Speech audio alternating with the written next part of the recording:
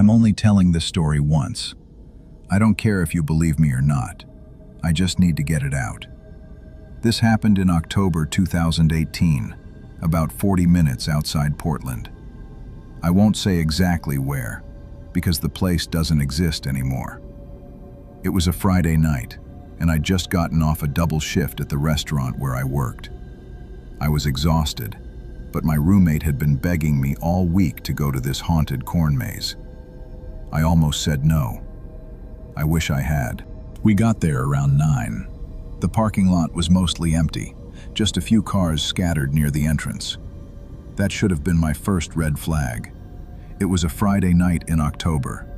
These places are usually packed. The guy at the ticket booth was older, wearing a flannel jacket, not in costume. He looked tired. When he handed me my ticket, he said, "Stay together. Don't leave the marked trail." He looked at me for a second longer than felt normal and added, "I mean it." The first part of the maze was fine. People in masks jumping out, fake cobwebs, motion-activated props. My roommate was screaming and laughing. Then we hit a fork in the path. 3 directions. No signs, no lights, no staff. The others wanted to split up. I didn't want to, but I went down the middle path with one other person from our group. It got quiet almost immediately. Not peaceful quiet, the kind where you realize you can't hear anything anymore. No screams, no chainsaws, no music. Just wind moving through the corn. We kept walking. The path kept going. The corn stalks were tall and thick. Then we heard footsteps behind us. We turned around. Nothing. We walked faster. The footsteps matched our pace. We stopped. They stopped. I pulled out my phone, turned on the flashlight. No one there. But the corn on both sides was moving, swaying, like something had just ducked into it. That's when we ran. Suddenly the path opened into a small clearing. In the middle was a wooden shack, old, rotting. It didn't look like part of the attraction. It looked like it had been there for decades. The door was open. We stood there, breathing hard. The path behind us had disappeared. The corn had closed in. Then we heard a voice, my roommate's voice, coming from inside the shack, crying, saying she was hurt. I took a step toward the door. Then I heard her voice again, but from somewhere far away, screaming at me to stop. The person next to me grabbed my arm. That's not her. That's the last thing I remember clearly. When I came to, I was standing near the parking lot. My phone said 10:52 p.m. I'd been in the maze for almost 2 hours.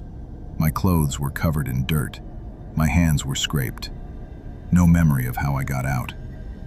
The others were already by the car, just as confused. No one could explain what happened. We went back to the ticket booth. The old man was locking up. I asked him what the hell had just happened. He sighed. "You went off the marked trail, didn't you?" I told him we didn't have a choice. The paths weren't marked. There's an old service road that cuts through the back section. It's not part of the maze. We're supposed to keep it blocked off, but the barrier gets moved. People wander back there thinking it's part of the attraction. What's back there? Old farm structures. Been there since before we owned the land. We don't go back there. It's not safe. I asked if there were cameras. He shook his head. Not in the fields. Too much area. We only have cameras at the entrance and parking lot. I asked if other people had gotten lost back there. He looked at me for a long moment. A few times. They always come back confused, disoriented. Most people accept that and leave. He walked to his truck without another word. 2 days later, I was brushing my hair and noticed something strange. A small bald spot near the back of my head, like someone had carefully cut a section away. I checked my scalp in the mirror. A faint red line. A cut. Clean. Deliberate. That's when I found it. In my jacket pocket, a small piece of dried corn husk, folded and tied with twine. Woven into it was a strand of my hair. I looked up the place weeks later. Website gone, Facebook deleted. In November, I drove back. The entrance was chained off with a no trespassing sign. A guy at a gas station nearby said the maze shut down after some kind of incident in late October. Someone was found unconscious near the back of the property. They were fine physically but couldn't remember anything. He told me the property had only been owned by the current people since 2018.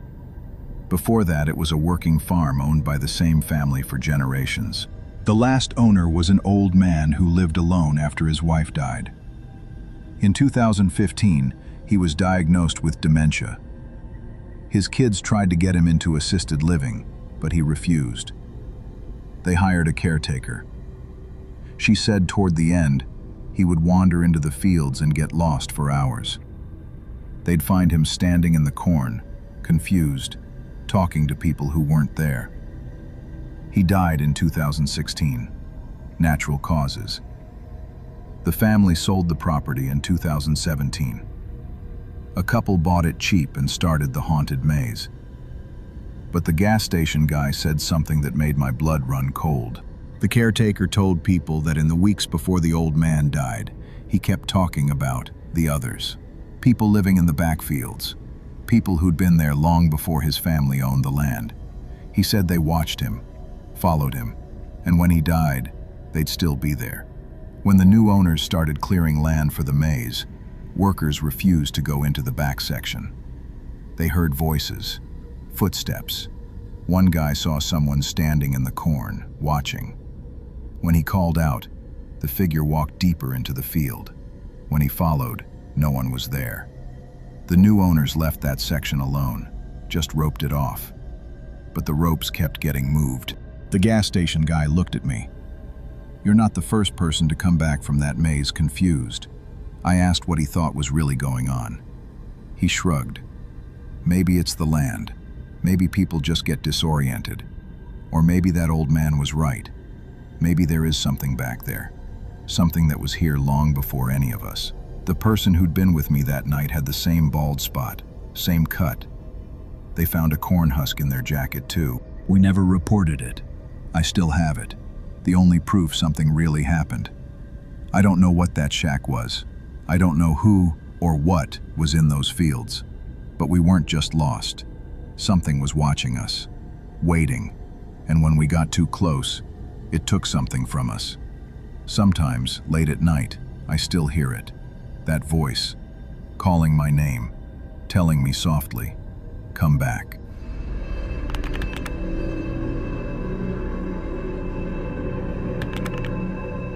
It was mid-October, one of those crisp fall nights where the air smells of wet leaves and something faintly sweet from the nearby orchards. A small group of us, 2 brothers, their cousin, and me, had been planning to visit a pumpkin patch a few towns over for weeks. It was supposed to be one of those extreme autumn experiences the locals raved about.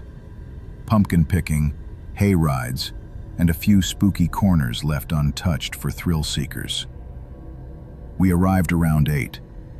The parking lot was lit with strings of orange bulbs, and a few families were scattered around, taking pictures and loading pumpkins into their cars. The owner, a middle-aged man in a thick jacket, stood at the entrance checking tickets. When I handed him mine, he paused. His eyes lingered on me a second too long before he stuttered, "Have fun."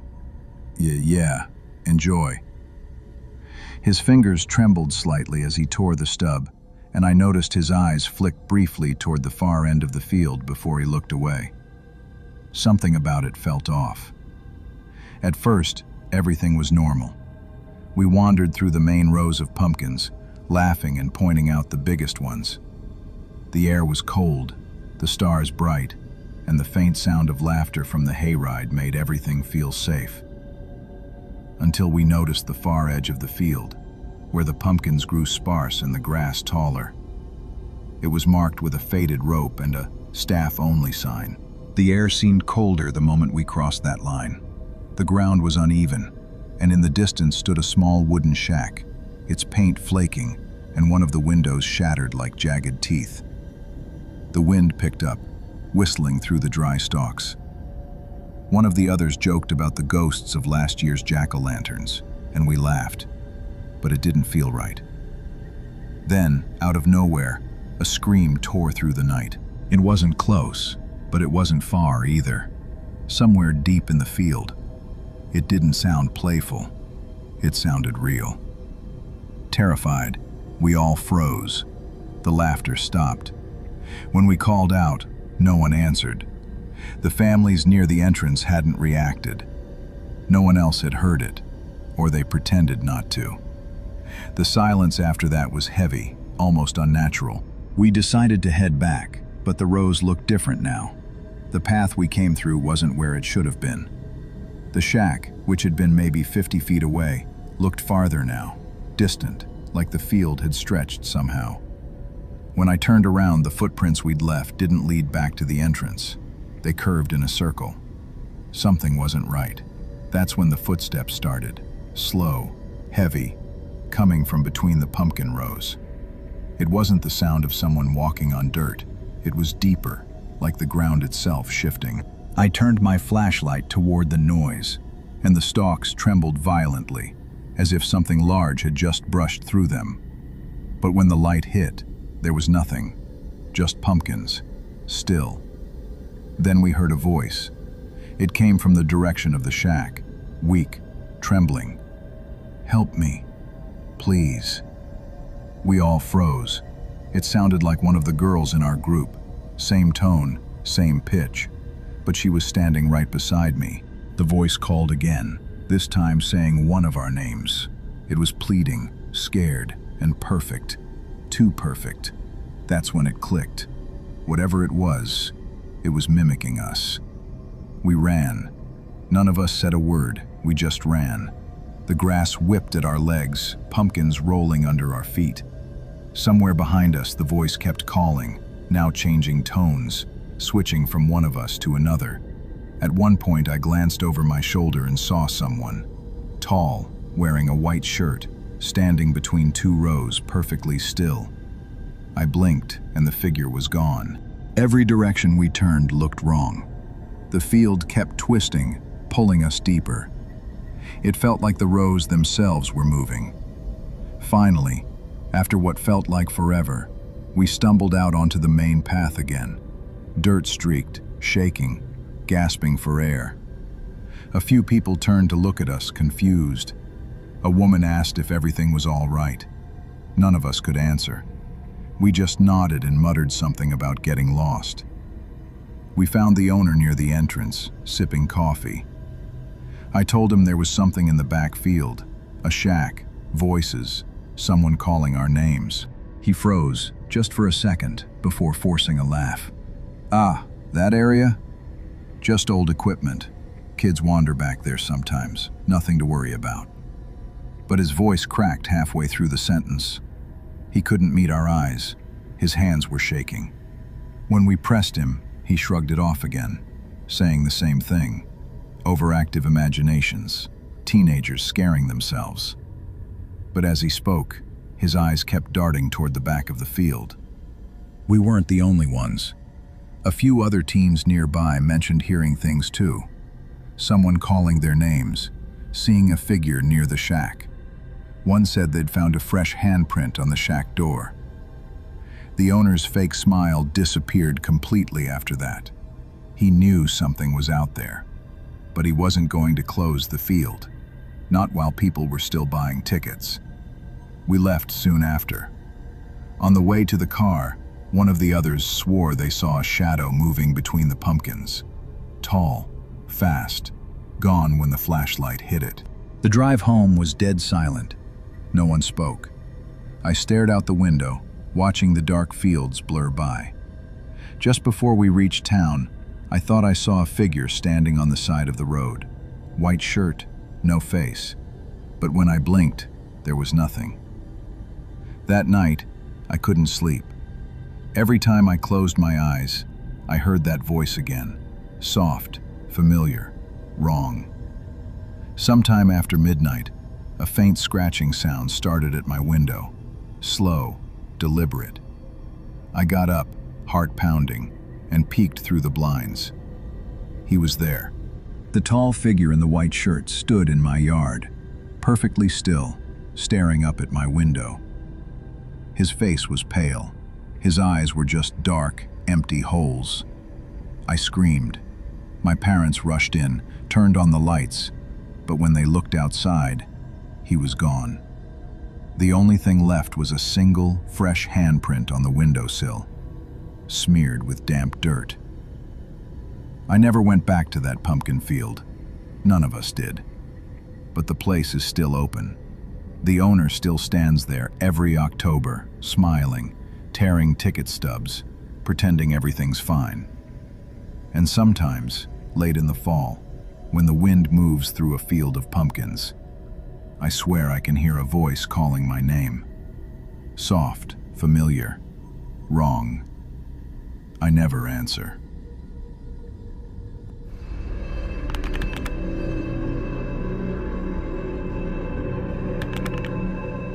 Last October, my friends convinced me to go to the annual Harvest Festival in our town. It's one of those local events with a corn maze, pumpkin patch, caramel apples, and small carnival games.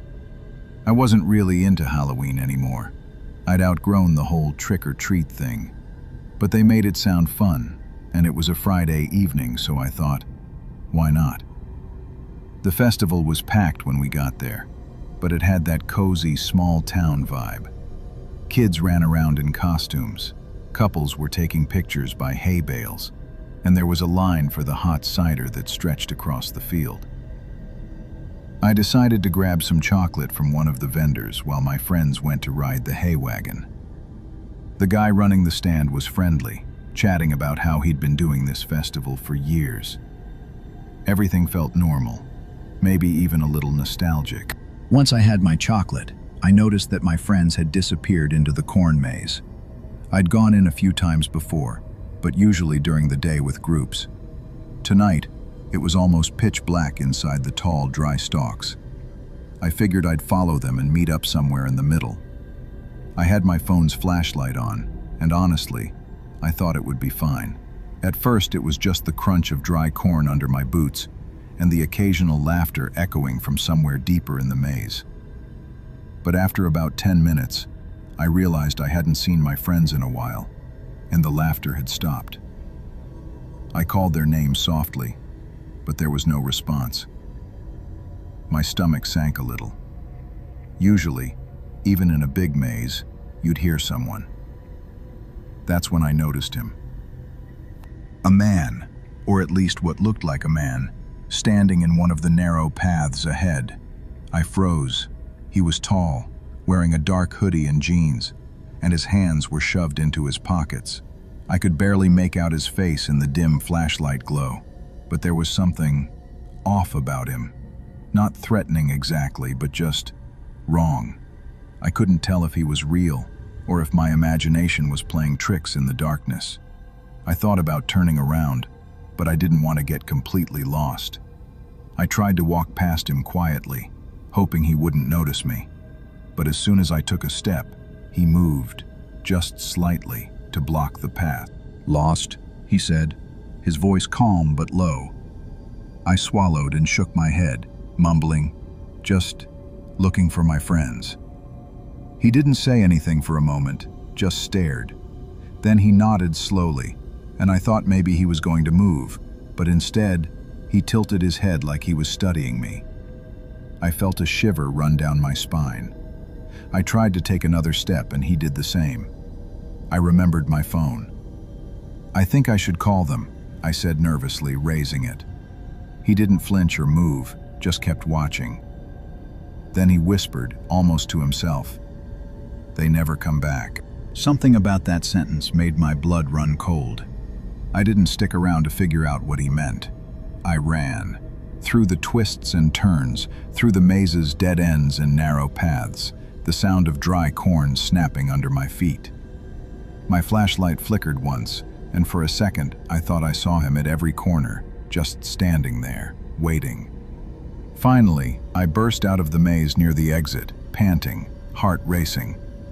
There was a small group of parents with kids, and I tried to explain, but no one seemed to have seen anyone else in the maze. My friends finally emerged a few minutes later, laughing, oblivious to what had just happened. They asked why I looked like I'd seen a ghost. I laughed it off, saying I just got turned around. But later, when I told one of the vendors about the man in the maze, her face went pale.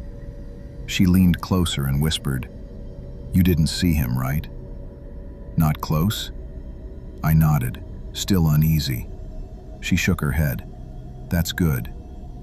He's been coming back here for years, always around Halloween. People say he wanders the maze, waits for someone alone. Some say he's a guy who got lost here decades ago and, well, never really left." I laughed nervously. "You mean like a ghost?" She didn't laugh. She just shook her head again and returned to her booth. I left the festival early that night, heart still racing. I told my friends I wasn't feeling well and needed to go home. As I walked to my car through the empty field, I glanced back at the maze. For a second, I thought I saw a tall figure standing at the far end, just watching. I blinked, and he was gone. I haven't gone back to that festival since, and I haven't wandered through a corn maze at night. But every October, when I see the autumn leaves turning gold and red, I think about that man, standing silently among the corn. Sometimes I wonder if he's still there, waiting for someone else to wander too far from the path.